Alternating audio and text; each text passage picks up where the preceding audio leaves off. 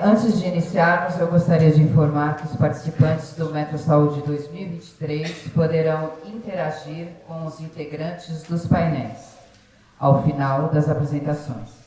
Para suas perguntas, é só sinalizar com a mão em sua poltrona e um assistente de sala irá lhes entregar o microfone para a sua pergunta. Informamos ainda que os painéis terão apresentações sequenciais dos palestrantes e, ao final das apresentações, terá um debate coordenado pelo moderador do painel, respondendo a todas as perguntas. Além disso, ao final de quaisquer apresentações, estaremos apresentando um Media Code, onde basta apontarem a câmera de seus celulares para terem acesso às apresentações diretamente dos seus aparelhos de modo offline. Informamos ainda que todos os inscritos receberão certificado digital de participação no e-mail cadastrado e neste mesmo e-mail terá um formulário de avaliação do simpósio, que, se respondido, receberá a gravação de todo o evento.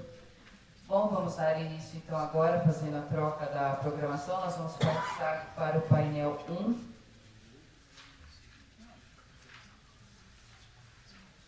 Vamos lá. Apresentamos o painel 1 com o tema A Sobrevivência das Organizações da Saúde em um Mundo Digital. E para compor este painel, convido ao palco como moderador, novamente, o Sr. Cleiton Caldeira, do Instituto de Radiologia do Hospital das Clínicas da Faculdade de Medicina FM-USP.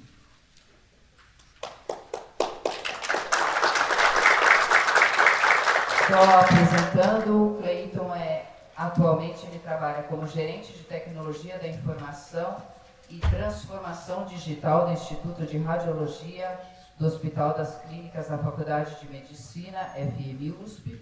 É graduado em Engenheiro Elétrica e Tecnologia em Saúde, especialista em administração hospitalar. Possui experiência de 15 anos na área de tecnologias médicas, engenharia clínica e gestão hospitalar com foco no diagnóstico por imagem. E como palestrantes deste painel, eu convido o Sr. Xiaolong Wen, presidente da Associação Brasileira de Telemedicina e Telesaúde, da Associação Brasileira de Telemedicina e Telesaúde.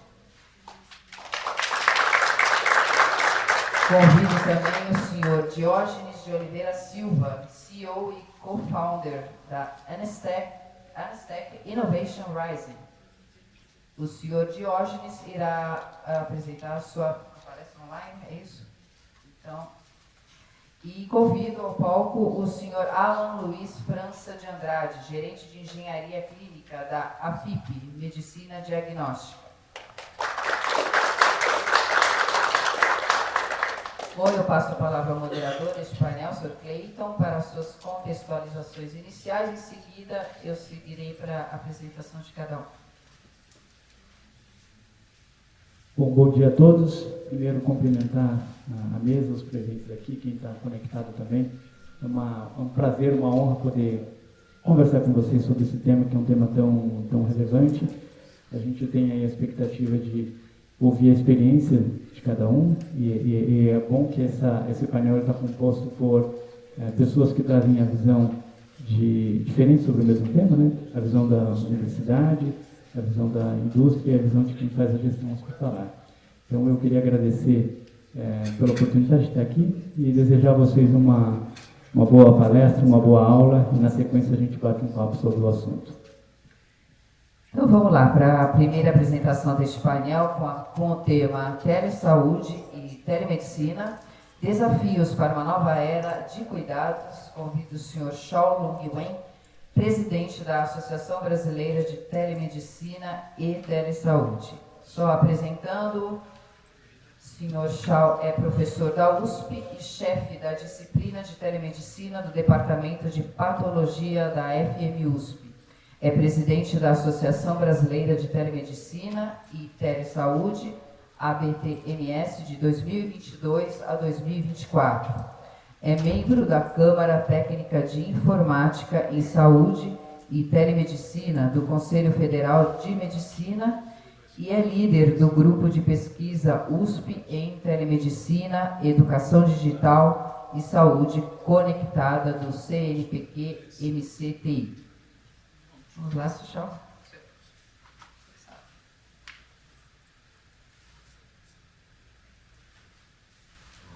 Inicialmente, bom dia a todos. Bom dia para o pessoal que está remoto. Queria agradecer aos Celso pelo convite e também por essa inversão de painel, porque eu tenho que sair correndo para dar uma outra palestra em Santos, presencialmente lá. Então, queria agradecer a oportunidade.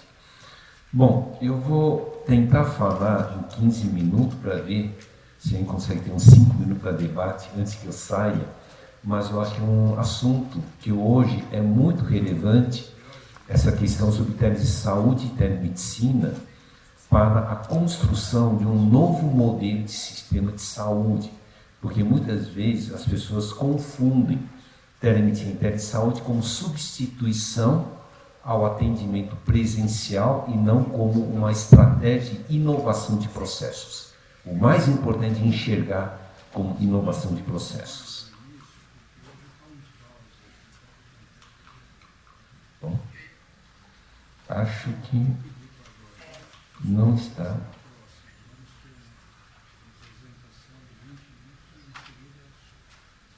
Bom, vocês podem ir trocando para mim, enquanto isso. Troca 2 slides. Oi? Agora.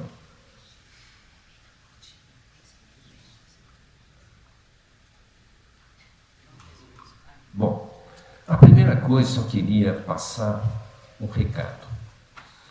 O sistema do perfil demográfico brasileiro muda.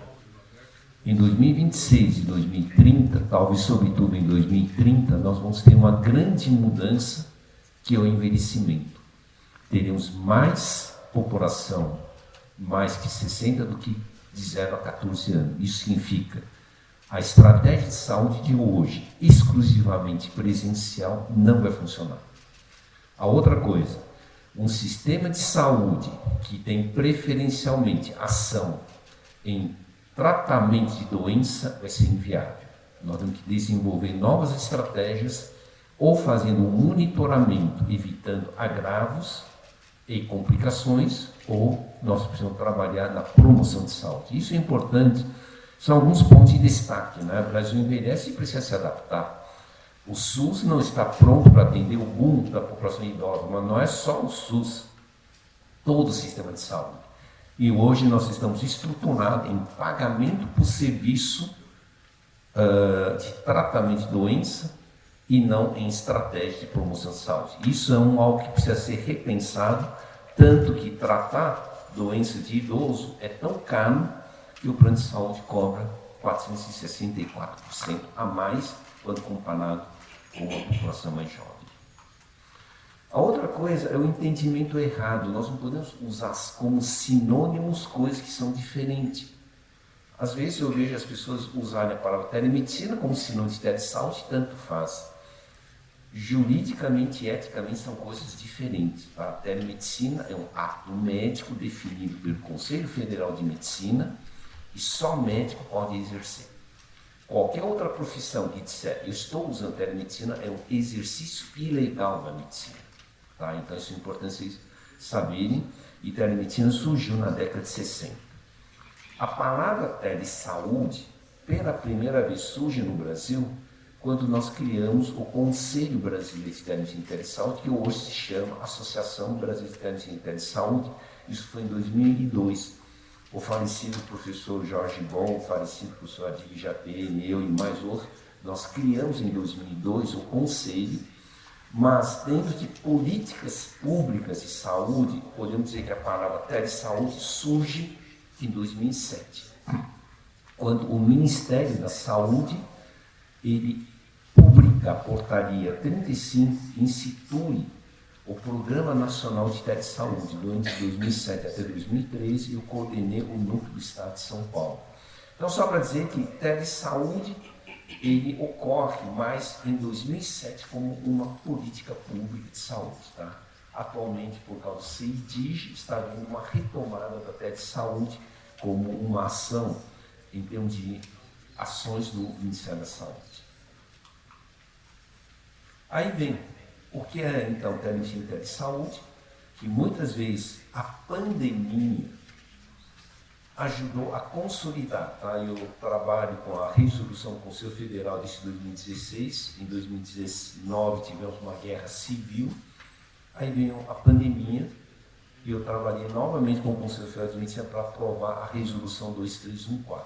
Esse é um lado bom. A pandemia nos forçou a aplicar a telemedicina, mas também teve um algo negativo. A banalização. As pessoas começaram a achar que telemedicina é teleconsulta e que a teleconsulta é para substituir a consulta presencial.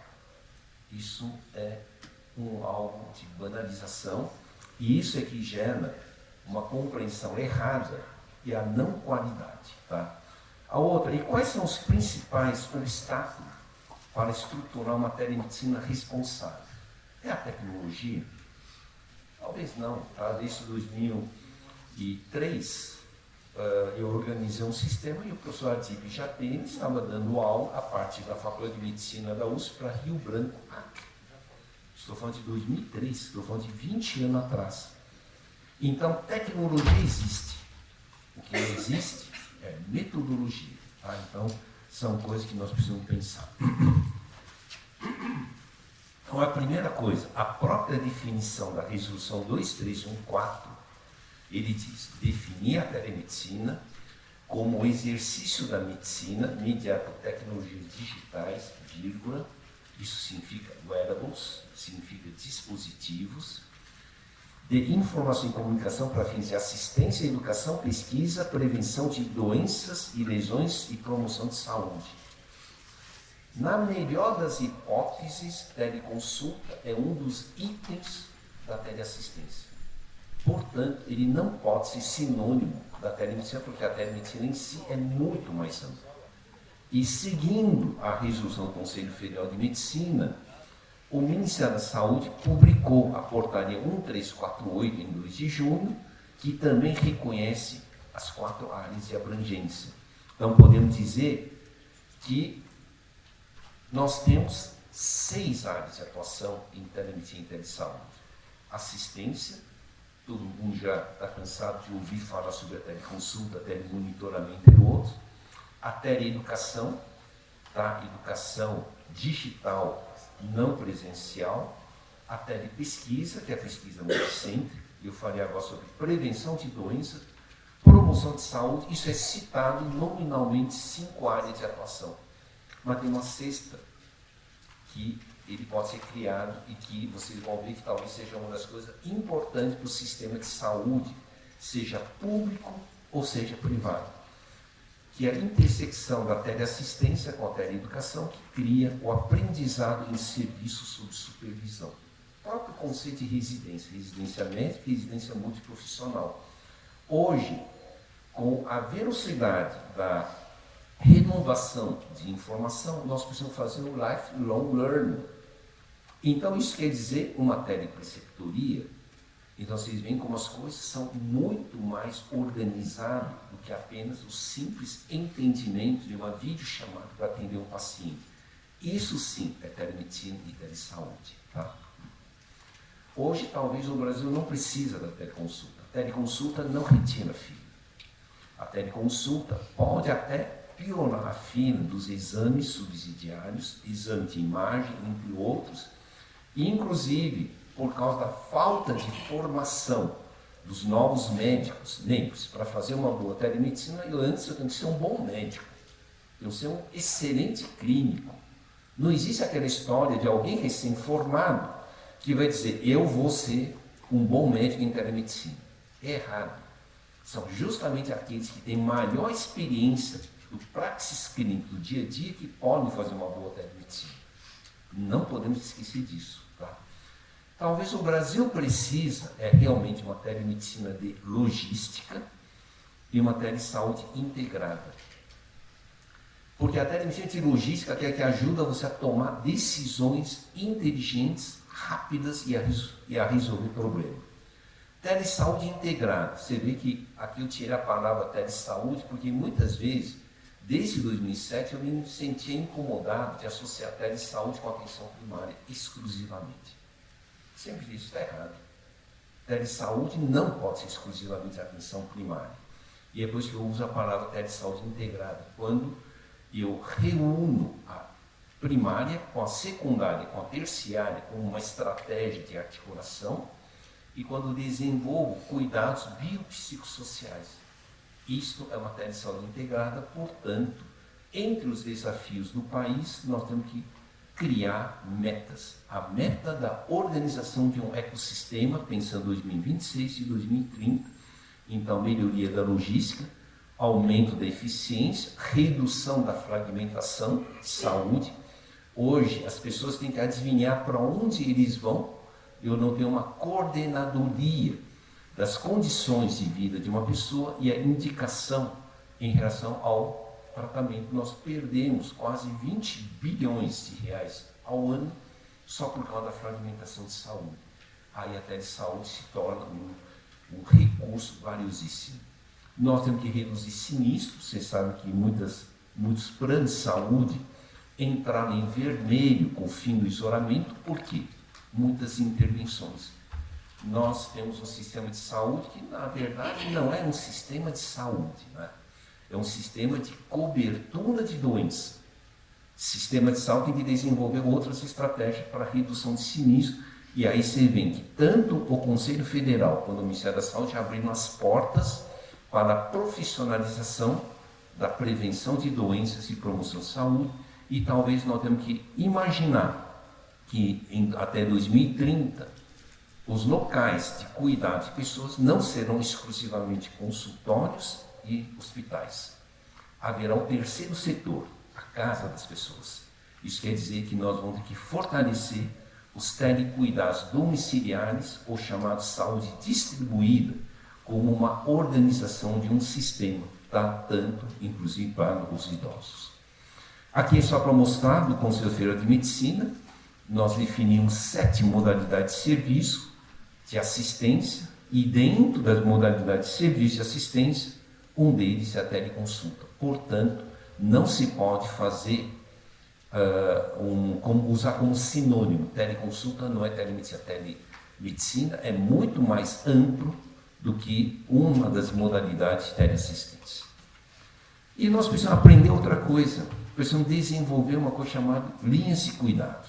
Linhas de cuidado é quando você vê que aqui eu construí a ideia do personal care, ou cuidado domiciliar, que se integra com a atenção primária, que se integra com a atenção integral, cuidados domiciliares, reabilitação, a teletriagem para identificação das coisas que podem gerar problema e uma coordenadoria de cuidados biopsicossociais. Isso é o planejamento de um sistema de saúde, tá? E não apenas vamos marcar uma teleconsulta. Tá? Aqui você vê que eu uso telemonitoramento, teleinterconsulta, teletriagem, entre outros. Então, os nossos maiores problemas hoje é a carência na formação durante a graduação, carência na formação durante a residência e carência na formação de população. A população não sabe nem o que é telemedicina. Como que eu posso instituir um serviço se o usuário não sabe? Tá? E aqui eu estou mostrando que o Hospital das Clínicas do HCFM USP foi o primeiro grande hospital do SUS a instituir como matéria obrigatória a formação de telemedicina e telesaúde para os médicos R1. Começamos esse ano e no ano que vem ocorrerá em fevereiro de cada ano, antes do início da residência médica. Isso aqui é só para mostrar que os municípios de São Paulo têm uma lei de telemedicina, é a única lei que no seu artigo 11º fala que é obrigação da Secretaria Municipal de Saúde desenvolver campanhas informativas. É a única lei que existe no Brasil até o momento que obriga a fazerem campanhas para o usuário. Nós precisamos avançar para fazer uma boa telemedicina nas boas práticas clínicas, definir guias, entre os diretrizes, tá? E esse é a lei de telesaúde integrada, é a primeira do país, que é no município de Santos. onde se desenvolve o conceito da integração, e aqui só para mostrar que fala sobre promoção de saúde para idosos, estações de telesaúde, entre outros. Tá? Então já vou encerrando aqui essa primeira estação de telesaúde que nós lançamos no dia 21 de setembro na Universidade Federal, na Universidade de Brasília. A professora Ana Estela Haddad, que é do CISDIG, participou, a Adriana Ventuna, que é a deputada federal que encaminhou a lei de telesaúde, que nós conhecemos como lei de telesaúde. Então nós lançamos, e agora nós vamos estar lançando no dia 11 de dezembro, em Santos, a segunda estação dentro das escolas. Isso sim é o desenvolvimento de uma estratégia. Eu queria aproveitar e convidar para dizer que, com a finalidade de estruturar uma boa técnica de saúde, nós criamos uma matriz de 12 núcleos de indução dentro da BTMS. Tá? Então você vê que cada um dos itens é um processo, e aí eu acho que nós precisamos também fazer boas avaliações, né? Você vê que eu tenho item F, desenvolvimento organizacional, avaliação e acreditações institucionais. Então, você vê que nós precisamos fazer matricialmente ação, e aí vai um convite também, que no ano que vem, em abril, em Goiânia, nós vamos fazer um Congresso Brasileiro de Técnica de Saúde. Obrigado pela paciência, e fico à disposição se tiver uns minutinhos para interagir.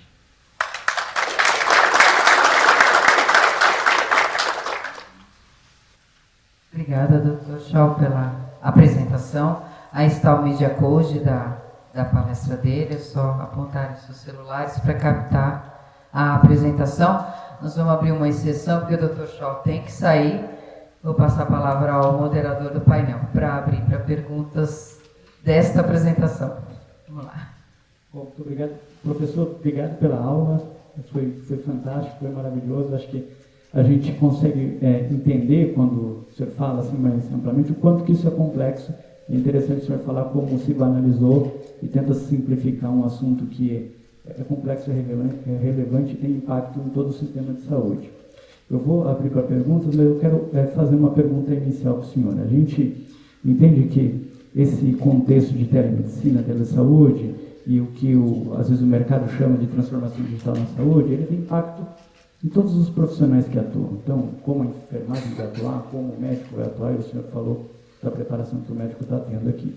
Pensando nesse contexto que a gente está aqui reunido, da metrologia, do profissional que faz gestão do equipamento eletromédico, do engenheiro clínico, qual a mensagem que o senhor deixaria em relação ao que a gente tem que estar atento nesse momento e quais são os skills que a gente precisa ter para essa nova era da telesaúde e da telemedicina?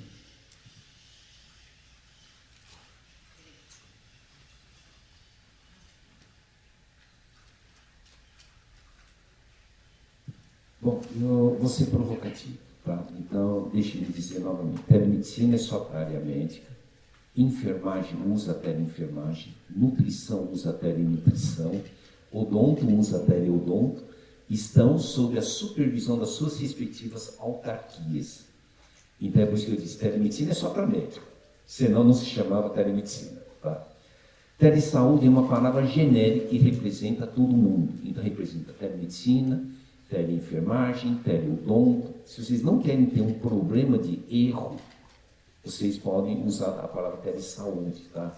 Eu acho que durante a pandemia nós tivemos um problema, inclusive foi com uma operadora de saúde que estava fazendo serviço de telemedicina, e aí os associados disseram, eu não sabia que era fisioterapeuta, era um biólogo que estava fazendo a interação comigo, porque eu pensei que era médico. Inclusive isso pode gerar um problema de propaganda enganosa. Por isso, tome muito cuidado com as expressões utilizadas. A outra coisa, eu só queria dizer, quem quer aplicar telesaúde, telesaúde não substitui o atendimento presencial.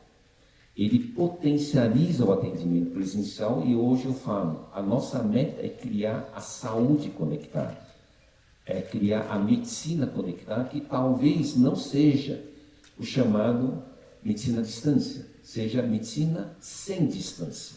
Seja imaginado que você pode cuidar do seu paciente E mesmo que ele esteja viajando, você consegue monitorar a condição crônica. Então, o nosso grande desafio hoje é formar as pessoas de forma com qualidade, saber utilizar novos recursos digitais, wearables, um sistema de biosensores, para fazer um monitoramento das condições clínicas de saúde ou doença por meio tecnológico. Então, o maior desafio é eliminar justamente esse pensamento. Substituição ou, eventualmente, de que você é obrigado a resolver tudo via tele. Você pode criar o atendimento híbrido. Metade não presencial, finalizando com o exame físico presencial. Bom? Bom, professor, obrigado. A gente tem um tempinho para abrir para perguntas do público. Acho que se alguém tiver, a gente ainda tem espaço.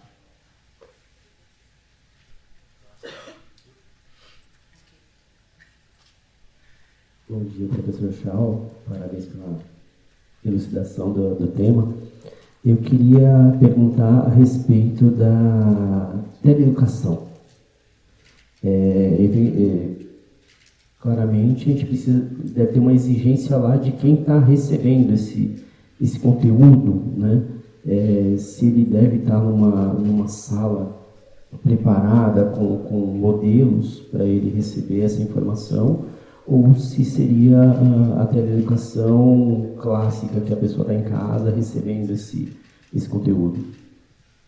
Bom, eu só queria dizer uma outra coisa. Infelizmente, o mercado também se acomodou com o famoso EAD, meio quadradinho. É por isso que eu não uso a palavra EAD. Quando me obrigam a usar, eu chamo de EAD interativo, mas eu uso educação digital conectada. Porque formar alguém no meio digital hoje, você pode lançar mão de vários recursos. Exemplo, computação gráfica 3D. Exemplo, uso de impressoras 3D para a produção de estruturas do corpo humano. Você pode usar vídeos em 360 graus para criar ambientes e treinar capacidade de observação. Você pode desenvolver raciocínio a partir de metodologia ativa digital com o processo de interação. E aí sim, então, eu prefiro chamar isso, você pode chamar de teleeducação interativa, onde você desenvolve um portfólio que gerencia habilidades clínicos práticos. Isso é o mais importante, é competência final.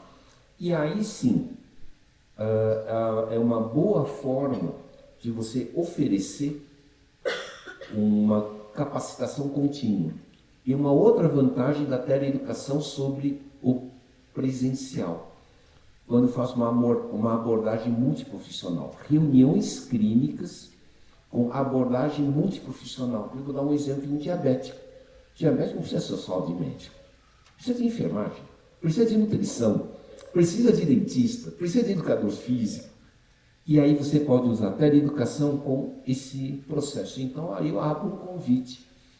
Não deixem que convençam vocês a seguirem uma linha que foi feita na década de 90. Expandam os horizontes, expandam para a exponencialidade, mas olhando para 2030, quando a realidade aumentar, isso é o nosso dia a dia. A Apple está lançando equipamentos com realidade aumentada. Não é mais nem uso de monitor. E esse vai ser a nossa questão, a formação. Tá? E assim como nós temos joystick 3D, que você pode criar algo de realidade virtual, e você usa o joystick para testar a textura, porque ele consegue calibrar com esse processo para que você tenha uma percepção real. E aí nós temos uma verdadeira educação digital conectada, multicêntrica. Esse é um lado, além de ser multiprofissional, você pode reunir pessoas de vários locais conversando entre eles sobre aquele assunto e como se aplica na sua realidade socioeconômica. Então você vê que eu estou defendendo a vantagem da teleeducação, mas sem nos submetermos ao formato convencional do EAD, que na verdade é vídeo gravado, com um PDF e com umas perguntinhas. Professor, obrigado. Alan, obrigado pela pergunta também. Se não tem mais nenhuma pergunta, acho que a gente finaliza por aqui a apresentação do professor. Muito obrigado, professor, pela aula. Bom, obrigado por esse momento, tá? E eu só peço desculpa que vou ter que agora sair correndo para Santos, mas qualquer coisa, o meu PowerPoint está disponível, pode ser compartilhado e também fico à disposição depois. Obrigado. Muito obrigado, doutor Chau. Vamos só quebrar aí o protocolo para fazer a foto antes do senhor ir embora.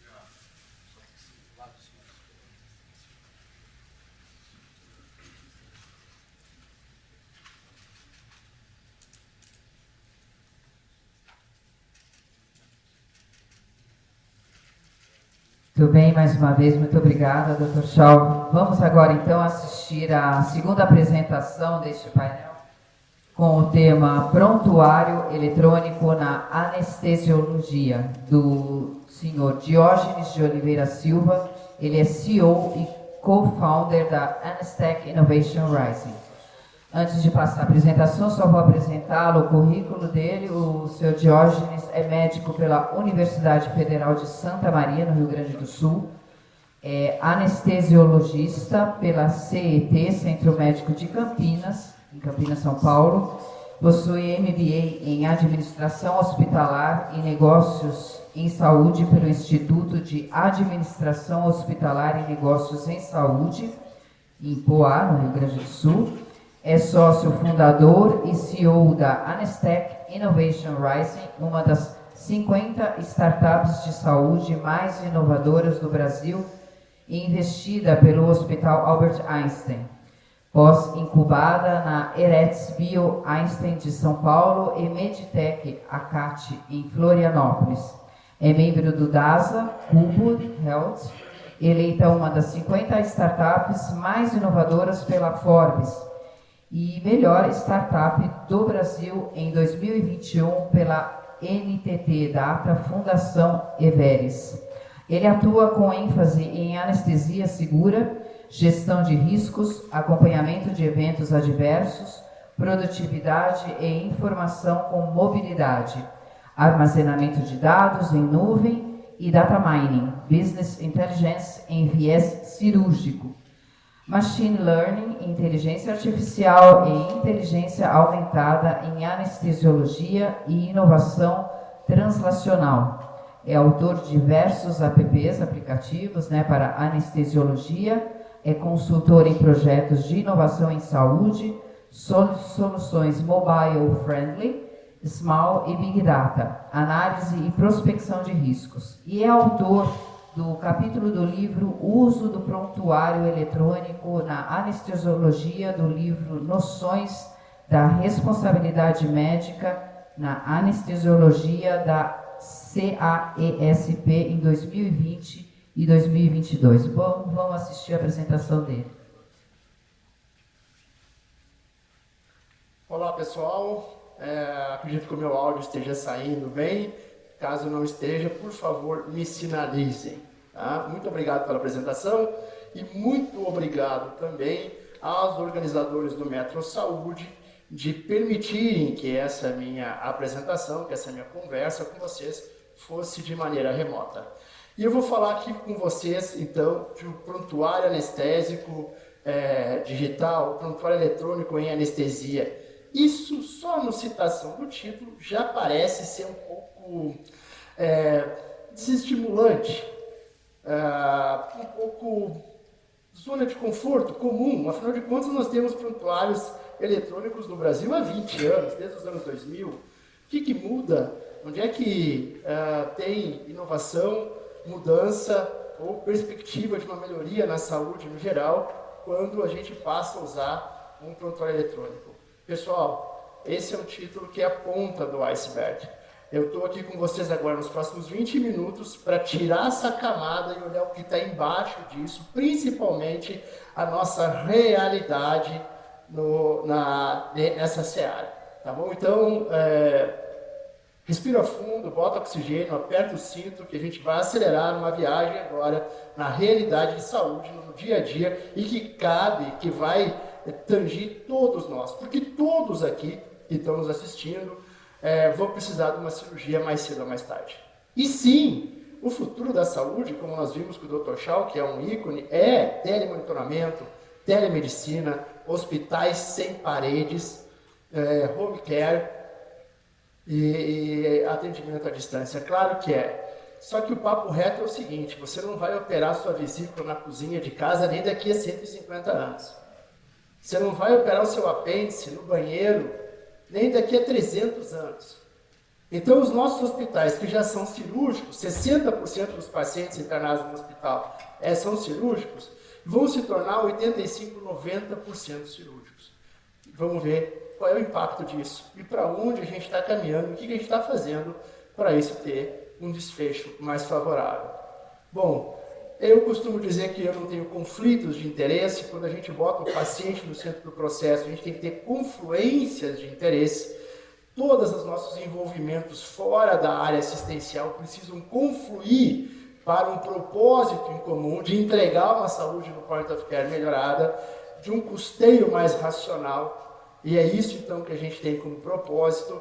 E aí um pouco da minha trajetória com confluências e da Anestec, que agora, em 2022, teve a sua patente da inteligência artificial registrada, e em 2021 recebeu um prêmio em Madrid, das mãos de um prêmio Nobel do Vargas Llosa, como sendo uma das startups, das empresas, uma das health techs mais promissoras e de melhor resultado no mundo. Bom, vamos começar um pouquinho sobre o cenário. O cenário cirúrgico, né? Quando a gente vem falar de centro cirúrgico, de cirurgia, é meio que uma caixa preta, está tudo muito um pouco distante. Vamos dar uma contextualizada rápida para evoluir para a solução.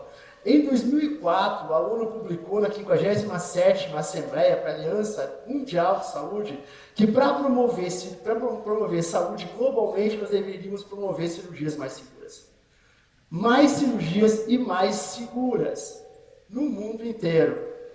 17 anos depois, a gente não tem nada de diferente dessa realidade.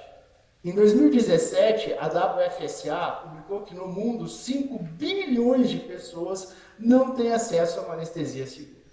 Eu sei que quando eu falo 5 bilhões de pessoas não têm acesso a uma anestesia segura, a cabeça de vocês leva vocês para o Oriente Médio, para a África, para situações de guerra, zonas de guerra, etc. Mas não. Basta lembrar que ano passado aconteceram 2 vezes a violação numa paciente que estava sob sedação no estado do Rio de Janeiro, no Brasil. 2 vezes. Todos nós ficamos sabendo e aterrorizados com aquela situação. A real é que no momento que, mundialmente, nós estamos falando que 5 bilhões de pessoas não têm acesso a uma anestesia segura, no momento de maior entrega da saúde, que é o momento cirúrgico, imagina que você já foi no clínico, já rezou, já benzeu, já fez tudo o que podia, não tem alternativa, precisa operar. É o momento do paciente de maior entrega na saúde. Ele pode escutar um clínico, dar uma prescrição, uma orientação para um problema de saúde, e enquanto está escutando, fica dizendo, não vou fazer, não quero isso, vou procurar uma segunda opinião. E, na verdade, o que a gente tem, quando a questão é cirúrgica, é que não há alternativa. Nós precisamos, sim, nos entregar totalmente. E quando falamos que 5 bilhões não têm acesso a uma anestesia segura, você não tem acesso. Lembrando que quando algum familiar seu precisa de uma cirurgia, você também precisa. Se a tua esposa precisa de uma cesariana, você também precisa de uma cesariana. Se a tua mãe precisa operar a vesícula, você também está precisando de uma cirurgia de vesícula. É o único momento da saúde que tem isso. Se o teu primo precisa ir no cardiologista, roga que dê tudo certo, você torce por ele, mas ele tem que ir no cardiologista, ele tem que se virar. Agora, no momento que algum familiar teu, ou alguém teu querido por você precisa de uma cirurgia, você passa a precisar também. E a realidade é que você, como eu, não temos como garantir que temos acesso a um procedimento seguro. E por que isso, pessoal da metrologia, que entende como medir é importante, o como medir é fundamental para se fazer gestão e se trabalhar performance, é assim que a gente mede a anestesia hoje.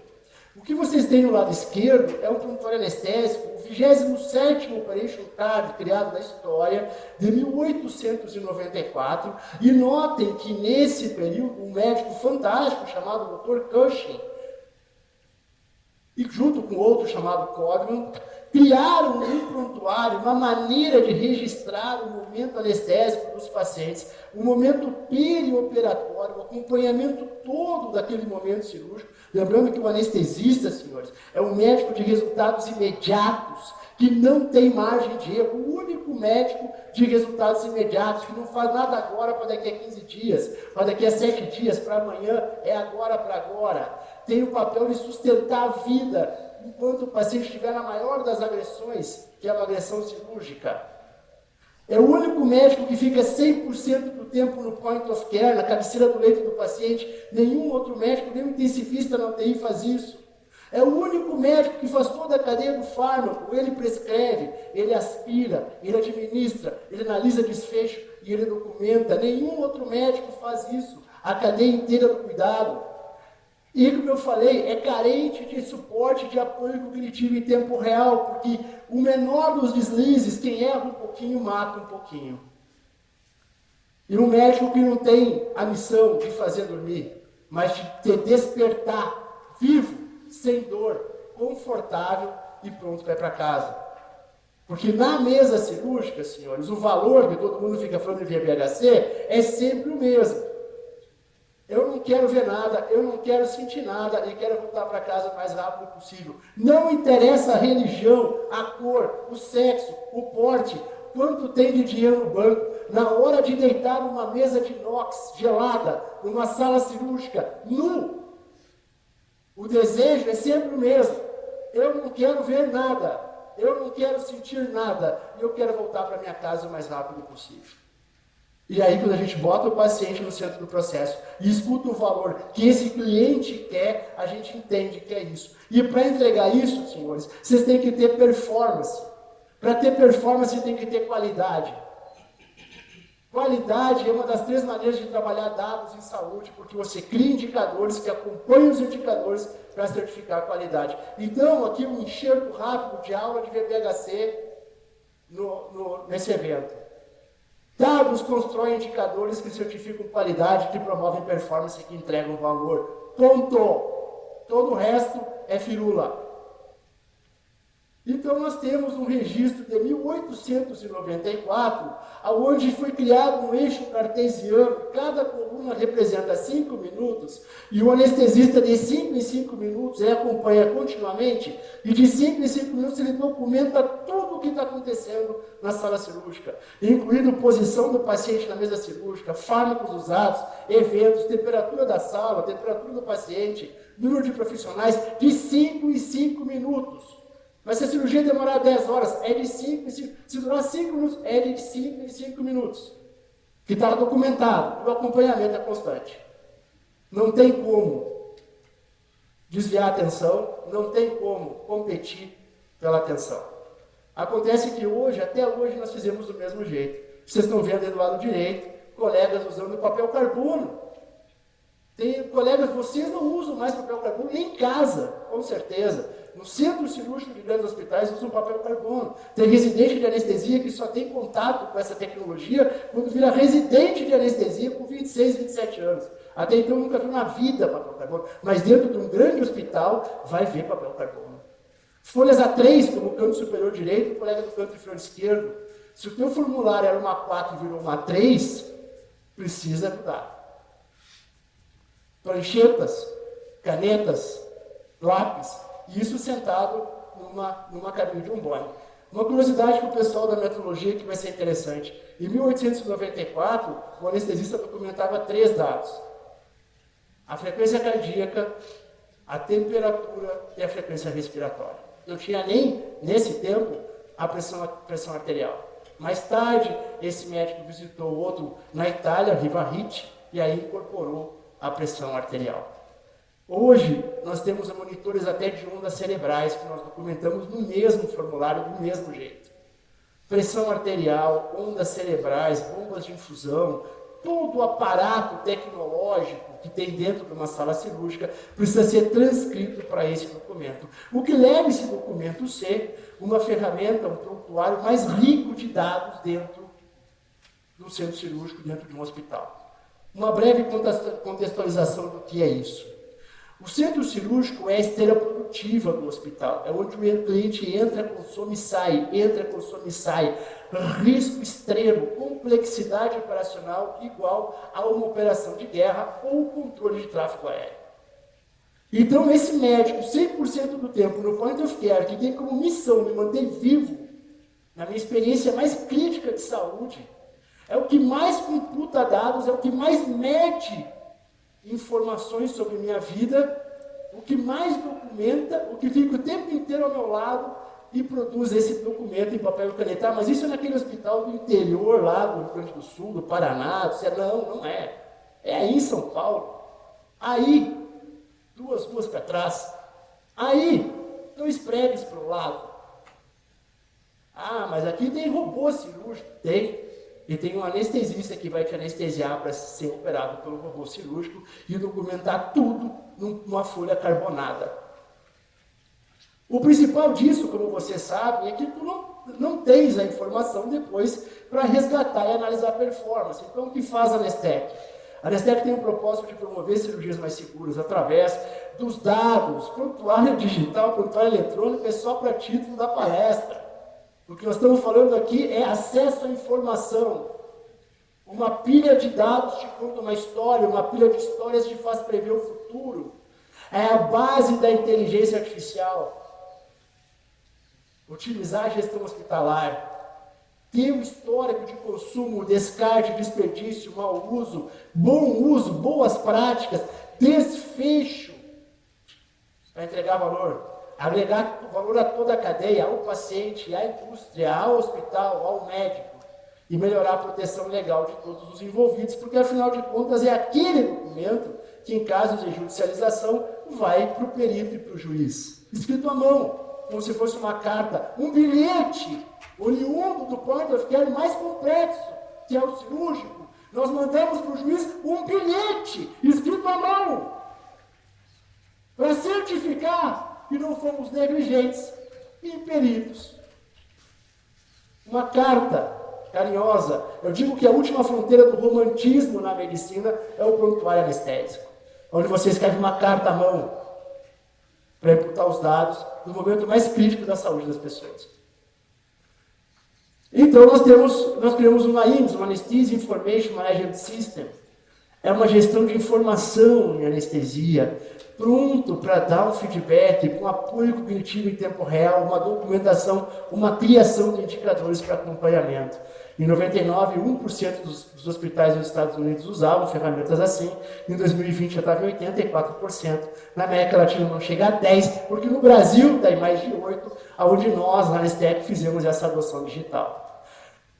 Para dar o tamanho da pernada, para vocês que estão acostumados a mensurar, vocês viram o radiologista sair do filme, ir para o PACS, para adoção digital em radiologia, há 6, 7, 8 anos atrás, com grandes players envolvidos, Siemens, GE, MV, Philips.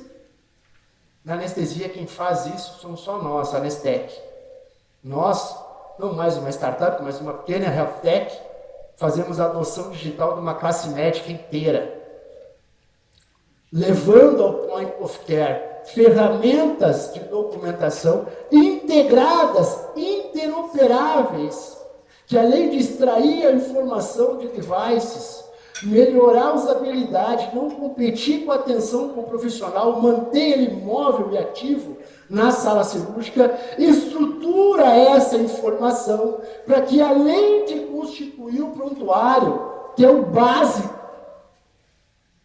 tenha a informação estruturada, resgatável, permitindo análises, permitindo que se entenda o que aconteceu, e ainda assim a experiência é uma lanterna que ilumina para trás, mas se compreenda através das técnicas de machine learning e processamento de dados, quais os padrões, valide-se estatisticamente, entenda numa análise não linear como prevê o futuro, prevê o desfecho. Você não quer, antes de entrar na sua cirurgia, uma predição do sucesso do seu procedimento? E entender que se essa predição não for adequada, como podemos fazer para deixar ela melhor antes da sua pele ser cortada e você começar a sangrar? Não é desejável isso, senhores? O que nós fizemos então é isso. Nós somos um SaaS, um software as a service, nichado para a saúde, para ser usado por uma classe médica no point of care, e o futuro de todo o software de medicina vai ser verticalizado. O endocrinologista vai usar uma ferramenta propícia para ele, o cardiologista propícia para ele, o anestesista propícia para ele. E aí o desafio, por exemplo, da telemedicina, da telesaúde, que é horizontal, é agnóstica, é o white label.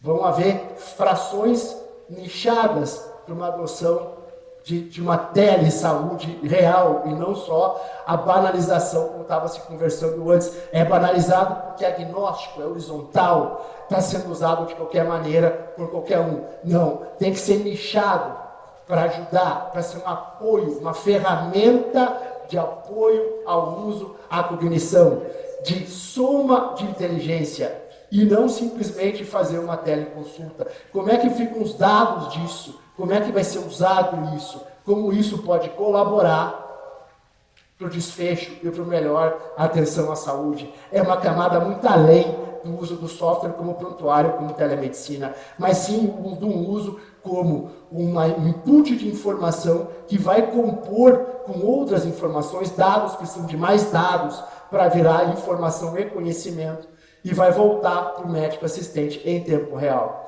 Então a gente mostra, faz essa parte do prontuário eletrônico, realmente isso, a Anestec faz isso, o prontuário eletrônico e a anestesia, cria em tempo real, se está sendo usado no Propofol dentro do centro cirúrgico, eu consigo ver aqui um BI, onde pode ser feito data-driven em anestesia, seccionar só um tipo de paciente, só um tipo de cirurgião, uma hora do dia, um tipo de fármaco, e ver como é que foi o desempenho disso, em tempo real, sem precisar envolver técnicos, estatísticos, nada, um clique. Equipes de cuidado podendo fazer isso com autonomia, fazendo data-driven com autonomia de ser feito. Isso é você dissipar, espraiar a informação e não reter ela num arcabouço como se fosse um cemitério de informações. E depois dessa fase, da segunda fase, você anonimiza os dados e roda machine learning, o aprendizado de máquina, e cria uma capacidade preditiva real. Então isso tem que fazer sentido, pessoal. A jornada do dado tem que fazer sentido. Não adianta eu chegar para vocês dizendo que eu sou uma inteligência artificial para a saúde e vocês me perguntarem cadê os dados. Você não, os dados no hospital tem. Tem aonde? No SAMI. É por isso que morreu o Watson da IBM, que é a inteligência artificial para a saúde. Sabe como é que ele morreu? Com uma reação alérgica, quando entrou no SAMI para analisar os papéis e respirou um fungo, morreu espirrando. Só pode ter sido assim que morreu o Watson da IBM. E agora o Olive, nos Estados Unidos, uma startup investida em quase $1 bi, faliu. Por quê? Porque senhores que medem, o que a saúde está acostumada a fazer é não medir.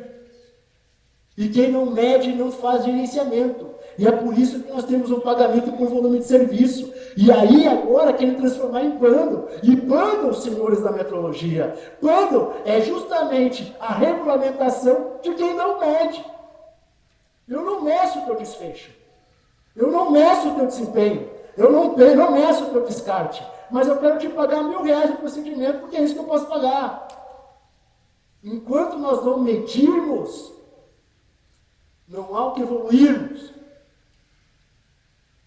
Em números números, a gente então está com 1/3 dos anestesistas do Brasil na plataforma, já temos mais de 3,6 milhões de procedimentos anestésicos no Data Lake, no banco anonimizado, que é o desfecho, o destino final da informação, onde a gente roda as técnicas de aprendizado de máquina, e tiramos aí mais de 25 toneladas de papel do mercado de saúde. Temos que olhar para essa pegada de carbono, sim, e olhamos com muito carinho para ela. Somos conectados, interoperáveis, isso é básico hoje em dia. Não basta você coletar informação, você tem que saber para onde você vai enviar essa informação, com que destino, em que padrão, com que objetivo.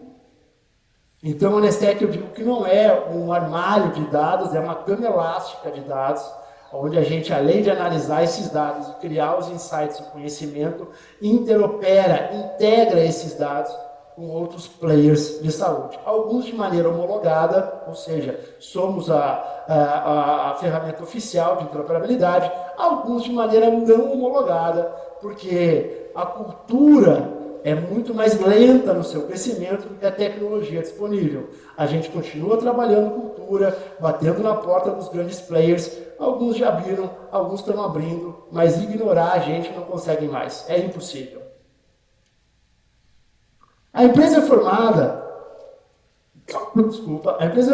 então, dá para entender bem a nossa posição de como fazer isso para impactar a saúde a partir dos dados do Point of Care anestésico, onde a gente tem, como eu mostrei para vocês, o lado azul escuro, SaaS, que é o AXREC, que é o nome do produto do Point of Care, e o lado Data Science. A gente trabalha no SaaS, integrações de inteligência de negócios e prontuário anestésico digital. Olha só o ponto de encontro com o título da palestra aqui no evento de vocês, mas o forte da companhia, o lado direito, Data Lake, o Waze da anestesia, né, o apoio cognitivo em tempo real, o benchmark operatório e o machine learning em cima dos dados. Atendemos empresas de anestesia, anestesistas, hospitais e indústria, e criamos, como um SaaS vertical, uma comunidade, o Anestec Academy, uma comunidade de anestesia de valor, onde a gente ensina o nosso nicho como trabalhar os seus dados para melhor performance, tanto da instituição quanto assistencial.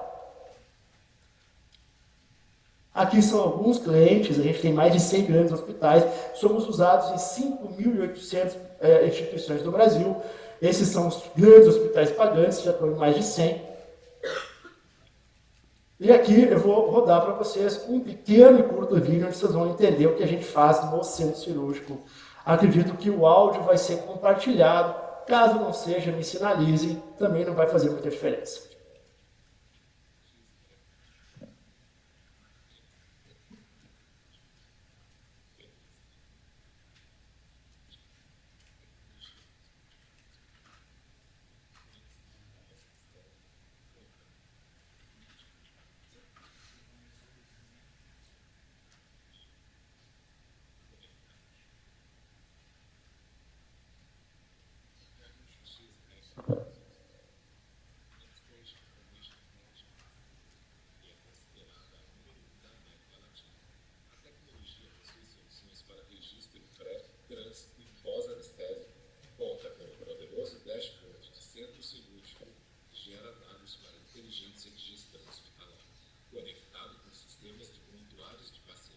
Soluções de faturamento de equipes de anestesiologia e equipamentos multiparâmetros, o AXREG automatiza 100% do processo perioperatório, aumentando a performance dos profissionais e elevando o nível de segurança na atenção dada aos pacientes.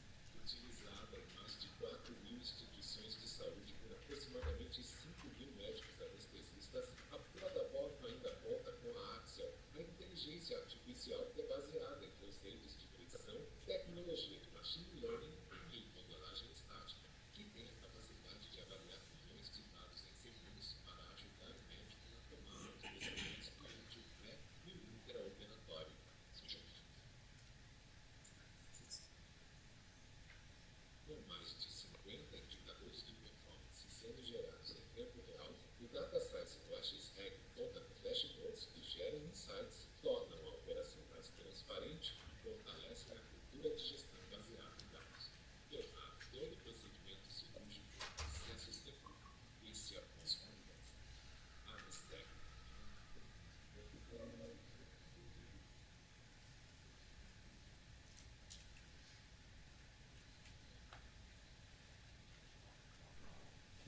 criamos, estou terminando, tá, pessoal? A gente criou uma plataforma boa de usar, tem que ser bom de usar, bonito de usar. O Dr. Codioli fala muito isso, né? Nós temos que pensar no paciente no processo, mas a plataforma tem que pensar no médico, no usuário, a interface. Ela é o portal que te liga do teu propósito ao teu usuário. Então não adianta criar boas ferramentas que pecam na interface, não engajam o usuário, transformam a vida dele difícil e isso traz com que o dado que venha ruim, garbage in, garbage out, não tenho que analisar depois. Todo momento perioperatório, todas as performances sendo analisadas em tempo real. E aqui, um último ponto para vocês entenderem o quanto é importante a automação e a inteligência artificial no dia a dia. Vocês vão ver agora que um dos principais pontos de dificuldade de um anestesista, onde existem mais erros, é quando se copia resultado de exames do pré-anestésico. E aqui eu vou mostrar para você como é que funciona.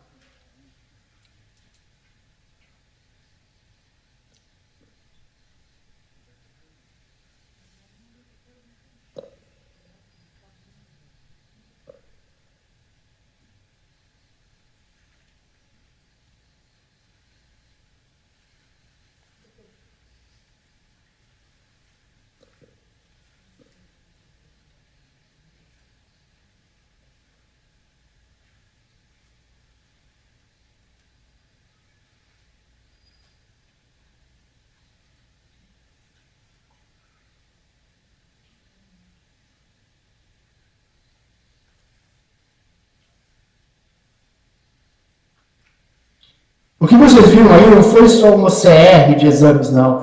Foi a máquina entender os resultados e estruturar os campos certos na base de dados, permitindo assim a análise no futuro. E aí esse é o conceito nessa imagem que a gente trabalha de inteligência aumentada. Isso que a Anestet faz. Faz o prontuário para ter o dado, desde o point of care, já estruturado, sem ruído, sem mau armazenamento, sem contar que o dado esteja disponível e não está. Então nós cuidamos da jornada inteira do dado e criamos o que a gente chama de inteligência aumentada anestésica, IA2 ou IA3. É uma inteligência aumentada. A inteligência artificial não vai substituir o médico, vai substituir o médico que não sabe usar inteligência artificial. Você não tem que se preocupar se o robô vai roubar o teu trabalho, você tem que se preocupar se tu não está roubando o trabalho do robô hoje. Copiar a frequência cardíaca de 5 em 5 minutos da tela de um monitor touchscreen para um papel com uma coluna, um carbono embaixo, isso é trabalho para o robô fazer. O que a máquina faz melhor que o humano é desumano. O humano é ter empatia. O humano é preservar desfecho. O humano é promover segurança, soft skills, habilidade humana. Deixa a máquina fazer aquilo que ela faz bem, que é copiar a informação e transformar ela em disponível. Muito obrigado pelo tempo, estou aberto a perguntas e se precisarem é só mandar um WhatsApp ou um contato que a gente conversa com vocês. Obrigado. Agradecemos, Diógenes, pela apresentação. Infelizmente não vamos poder abrir para perguntas, porque o nosso tempo está muito justo. Então nós vamos seguir agora para a terceira e última apresentação desse painel com o tema Integração Sistêmica Laboratório, Cliente e Inteligência Artificial. Eu convido o Sr. Alan Luiz França de Andrade, gerente de Engenharia Clínica da AFIP, Medicina Diagnóstica. Só apresentando, Alan é engenheiro de produção, mecânica e civil, tem MBA em gestão de operações em produtos e serviços pela Escola Politécnica e especialista em engenharia clínica pelo Instituto Israelita de Ensino e Pesquisa Albert Einstein.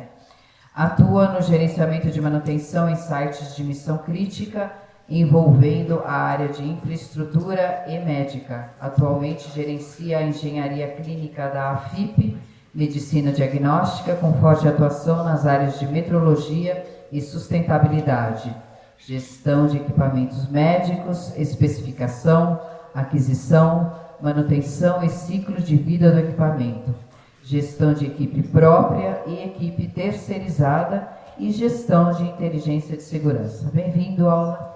Boa apresentação.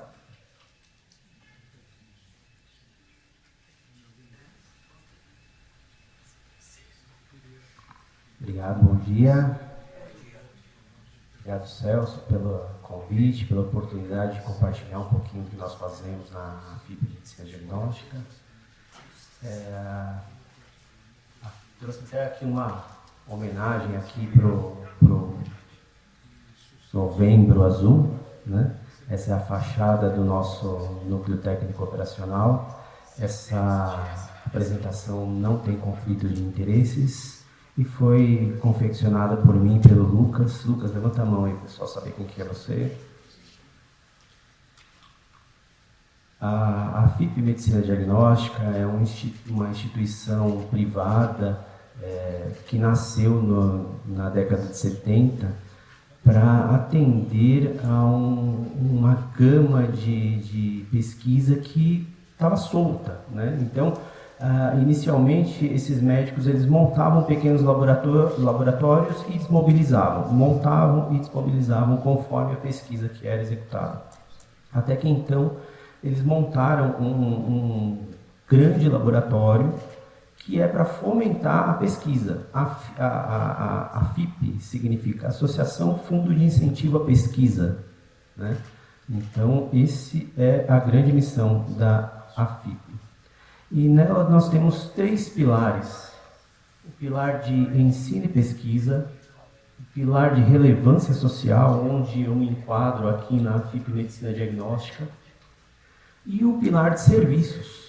Assim como toda empresa, ela precisa se sustentar, então ela vende serviços também. Nós temos aí uma relevância significativa mundialmente, pois o Instituto do Sono é o instituto que mais gerou trabalhos em sono no mundo.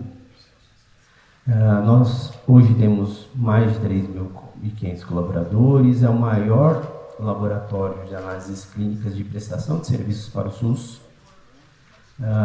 Hoje temos 148 unidades espalhadas pelo Brasil e temos crescido aí quase 10% ao ano em média, né?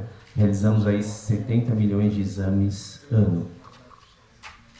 Também temos na vertente de educação a publicação de artigos, onde já publicamos aí mais de 1.300 artigos acadêmicos, 29 livros, 326 capítulos em livros e teses, e próximo de 500 teses de mestrado, doutorado e dissertações.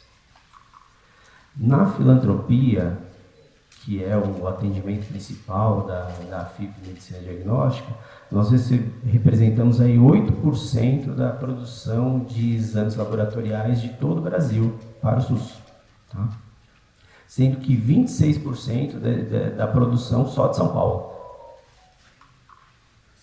Estamos aí com uma presença significativa no Brasil, em mais de 35 cidades, 40 hospitais. E somos acreditados ONA e PALC, que é uma acreditação específica para laboratórios de análises clínicas, tá? Essas são algumas das divisões da FIP. Então, nós temos desde atendimento de distúrbios do sono, o laboratório de medicina preventiva e, enfim, quem quiser saber mais, eu estou disponível. E, enfim, a engenharia clínica da FIP, que é o tema onde vamos tratar hoje. Se faz aqui necessário uma linha do tempo. Eu cheguei na FIP em outubro de 2020, plena pandemia, quase tudo fechado, com uma missão de melhorar a qualidade da engenharia clínica que nós tínhamos. Na ocasião, nós tínhamos um prestador de serviços que não estava contento e o software de gestão de engenharia era proprietário desse terceiro. Então, nós não tínhamos a informação dentro da instituição, tá? Em janeiro de 2021, nós lançamos uma RFP no mercado para serviços de engenharia clínica e metrologia. Em fevereiro de 2021, nós fizemos a contratação do sistema Gênesis, que hoje é o nosso sistema de gestão de engenharia.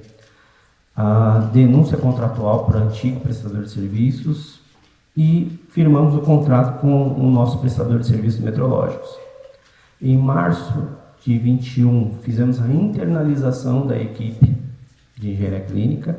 Em agosto de 21, nós assumimos plenamente a engenharia clínica e os serviços metrológicos. Em agosto de 22, nós consolidamos o sistema 100% integrado, já rodando inteligência artificial na metodologia de cálculos, tá? Um detalhe bem importante é que o nosso prestador de serviços de engenharia clínica também utiliza Gênesis. Então, nós recebemos todo o arcabouço metrológico via integração sistêmica. Tá?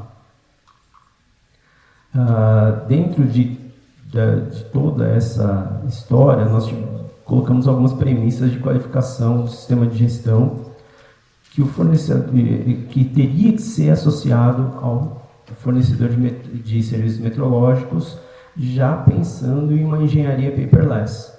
Então, hoje nós não emitimos papel no nosso processo de trabalho.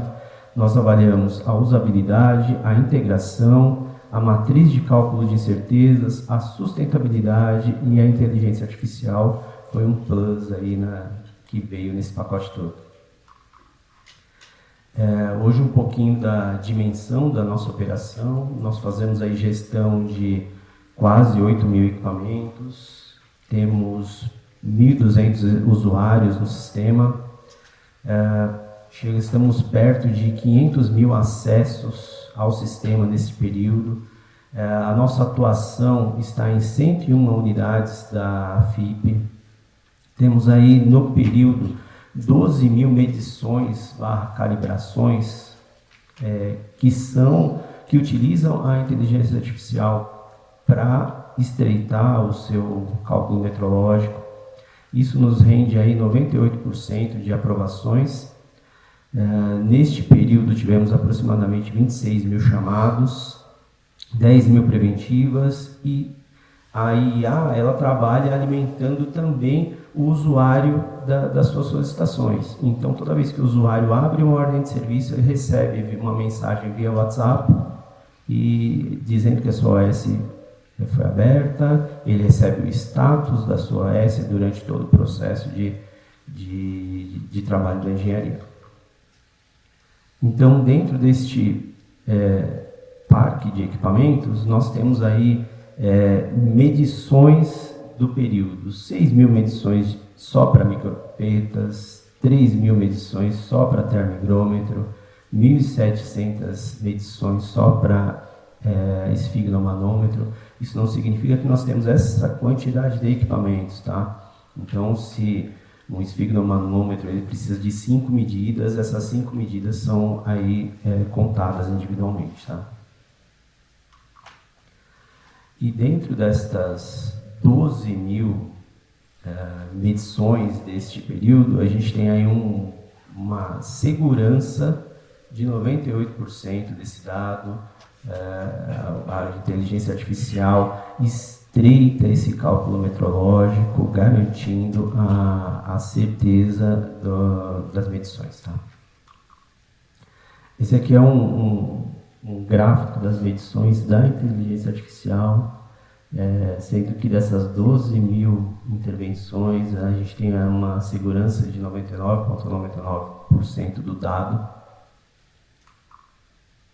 E, como já apresentado, a gente tem ali 6.000 medições, um pouquinho mais, só de micropipeta. Tá? Dentro de um laboratório de análises clínicas, micropipeta é um dos itens bem críticos, não é, Celso? E aqui, um pouco do reflexo de tudo isso na nossa atuação, tá? O acesso mais rápido e eficiente à informação, a melhoria da qualidade do atendimento ao paciente, pensando que o nosso foco é SUS.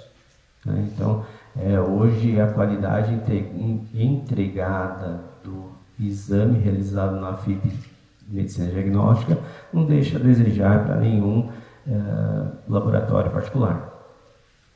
redução dos erros e melhoria da segurança, eficiência operacional e redução dos custos, e uma facilitação da comunicação entre os técnicos, engenheiros, equipe produtiva e alta gestão.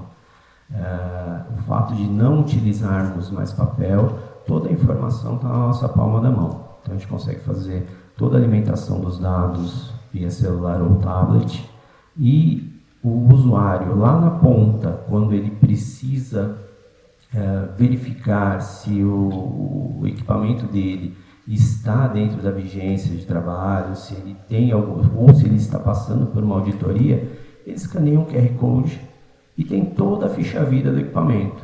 Ele vai ter sua última manutenção corretiva, sua última manutenção preventiva, sua última calibração, a previsão da sua próxima manutenção preventiva e a previsão da sua próxima calibração. A definição dessa relação aí com as empresas B2B foi o que garantiu a agilidade e a flexibilidade para esses serviços. Tá? O nosso prestador metrológico associado ao nosso sistema de gestão foi o que culminou nesse resultado hoje mais abrangente e com reconhecimento da engenharia clínica da FIP. É isso, foi uma apresentação breve e estou disponível aqui para tirar alguma dúvida.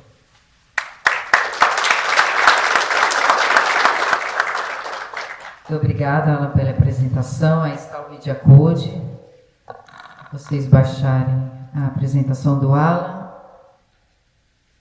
E antes de passar a palavra ao moderador, eu pediria para que colocasse o Media Code da apresentação do Diógenes, que fez online, que passou batido aí pelo nosso técnico, mas vamos colocar o Media Code dele também para vocês terem acesso à apresentação do Diógenes.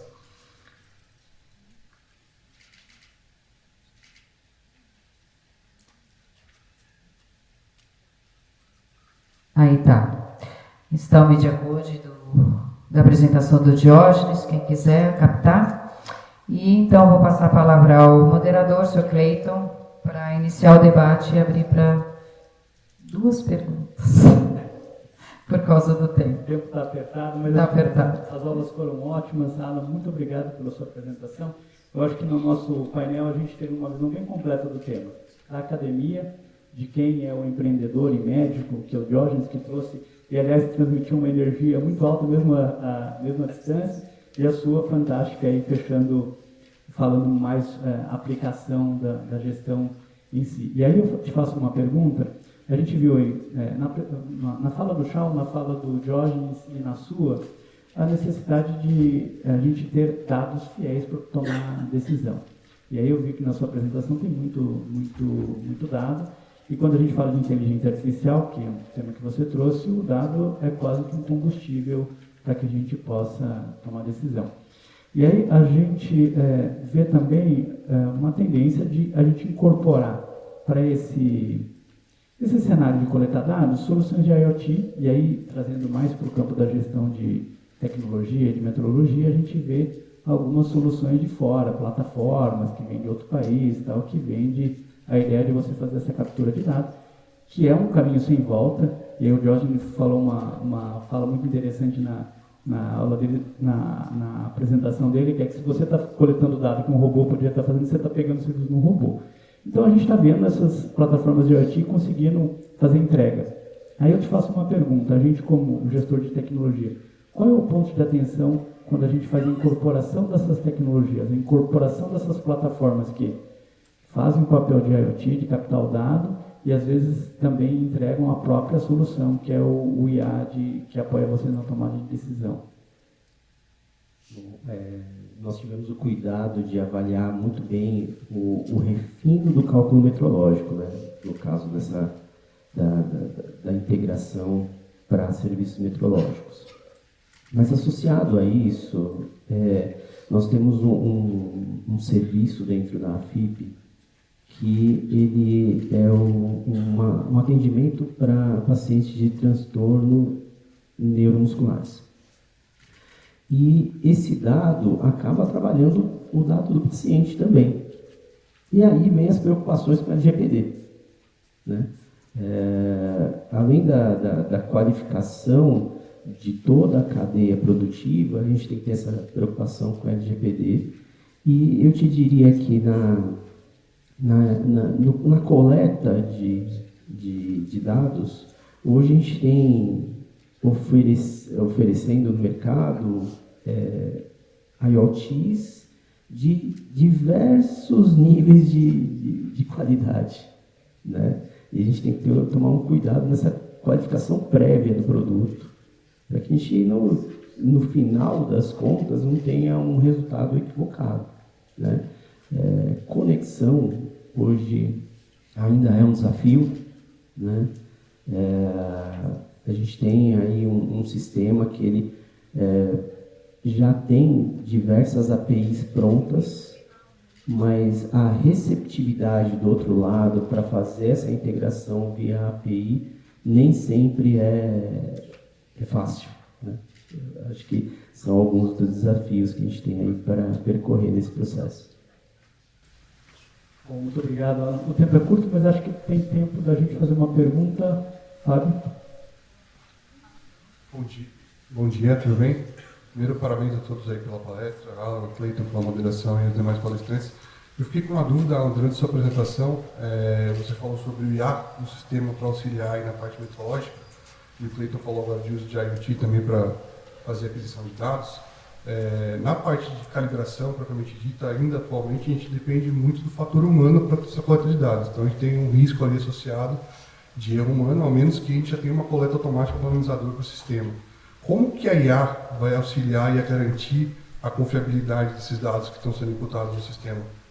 Infelizmente, a gente ainda depende da alimentação humana na área metrológica, né? Como o dado vem do nosso prestador de serviços via integração, a gente tem que entender que o técnico de metrologia que alimentou o dado dentro do sistema, ele foi correto nas suas medições, né? A IA, ela refina o dado dentro do sistema de tal maneira que nós somos sinalizados se um equipamento ele tem 5 medições. Se uma dessas medições saiu fora, tá? E aí a gente vai avaliar este equipamento isoladamente, se ele pode ser utilizado na atividade a qual ele já era prescrito, ou se ele pode ser usado numa outra atividade, ou se ele simplesmente vai sair de circulação, tá? Hoje seria esse grande ganho que a gente tem aí com o auxílio da IA. Bom, Fábio, obrigado pela pergunta. Alan, novamente, obrigado pela apresentação. Acho que a gente finaliza agora. Não sei se você tem algumas considerações finais, acho que fica à vontade. Não, já é isso mesmo. Perfeito. Então, a gente finaliza o painel 1 aqui e agradece a todos pela atenção. Então, muito obrigada a todos pela participação. Nós vamos fazer um intervalo agora pequeno para o coffee break. Retornaremos em 15 minutos, tá bom?